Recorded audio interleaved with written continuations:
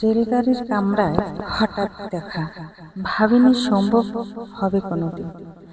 আগে ওকে বারবার দেখেছি লাল রঙের শাড়িতে, ডালিম ফুলের মতো রাঙা। আজ পরেছে কালো রেশমের কাপড়, আঁচল তুলেছে মাথায়, দোলন চাপার মতো চিকন গৌর মুখখানি ঘিরে। মনে হলো কালো রঙে একটা গভীর দূরত্ব ঘনিয়ে নিয়েছে নিজের চারিদিকে, যে দূরত্ব সর্ষে ক্ষেতের শেষ সীমানায়, শালবনের নীলাঞ্জন। থমকে গেল আমার সমস্ত মনটা, চেনা লোককে দেখলেন অচেনা গাম্ভীর্য। হঠাৎ খবরের কাগজ ফেলে দিয়ে আমাকে করলেন নমস্কার। সমাজবিধির পথ গেল ভুলে।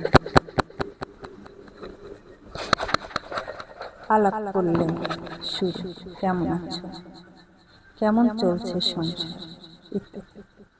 সে রইল জানালার বাইরের দিকে, যেন কাছের দিনের ছোঁয়াচ পার হওয়া চাহনিতে। দিল অত্যন্ত ছোট্ট দুটো একটা জবাব, কোনটা বা দিলেই না, বুঝিয়ে দিলে হাতের অস্থিরতা। কেন সব কথা, এর চেয়ে অনেক ভালো চুপ করে থাকা।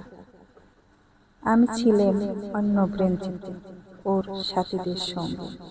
এক সময় আঙুল নেড়ে জানালে কাছে আসতে, মনে হলো কম সাহস নয়।